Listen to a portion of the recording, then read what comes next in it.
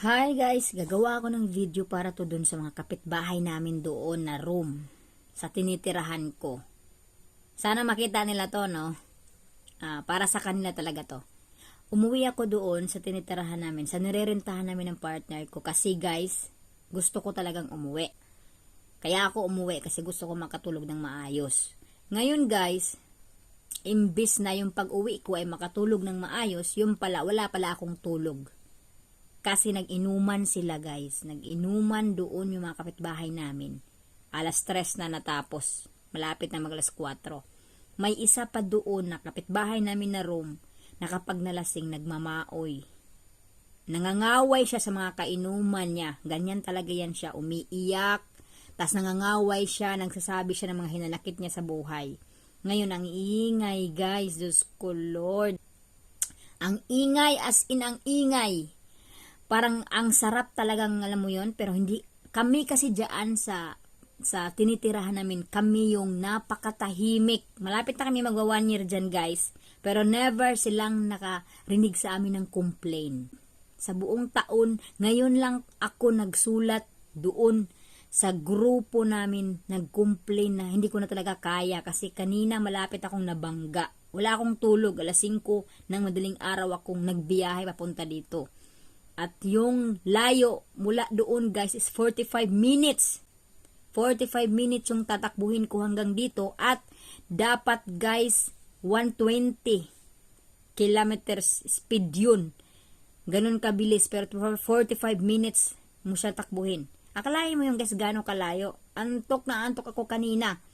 Muntikan akong nabangga. Kaya ang ginawa ko guys, naghilamos na lang ako pumunta sa gasoline station at naghilamos ako kasi hindi ko na talaga kaya yung antok. Grabe talaga yung mga kapitbahay namin dun guys. Sa totoo lang, nakakainis na. Porket tahimik kami, hindi nila kami nakikitang lumalabas. Nakikita lang nila kami guys kapag umiihi, nagluluto sa kusina. Nakikipaghalubilo kami minsan sa kanila, pero hindi kami nakikipag-close. Talaga na sobra. Kasi yun nga, ganyan nga sila guys. Kapag sobrang close kayo, mag-aaway kayo kasi yung isa doon, grabe. Grabe talaga. Halos lahat kaaway niya. Pero hindi pa naman nila ako naging kaaway. Hindi pa naman nila kami naging kaaway, guys. Kasi kami yung tipong taong napaka-silent. Nasa room lang kami, kung ano yung mga needs nila, tinatanong nila sa amin. Walang problema kung ano yung mga hinihiram nila, yung speaker ko, video okay, pinapahiram ko, walang problema. Kaya, nag-complain na tayo. At minisage ko talaga doon sa GC. Nagsabi ako na sana naman, sinabi ko talaga yung nararamdaman ko guys. Kasi grabe, wala akong tulog. Wala akong tulog guys.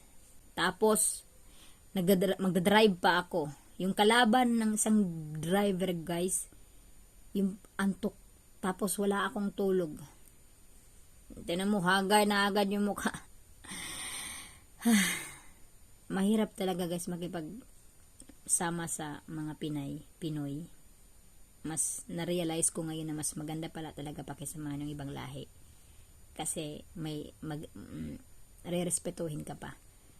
Kung Pinay, abusado masyado. Pero tingnan natin kung aalma sila dun sa complain ko. Kasi first time ko malapit na ako mag-isang taon. Diyan first time ko mag-complain guys. Sa totoo lang. Marami silang mga awayan, complain dun sa GC pero never ako nagisali. Wala akong kinomplain, never akong nag-complain guys. As in talaga. Ngayon lang kasi muntikan ako mabangga. Hindi na talaga tama.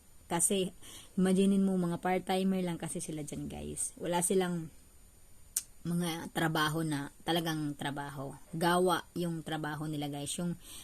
Yung magsiserve, yung parang catering. Tas part-time lang. Tas pag walang part-time, nagiinuman sila.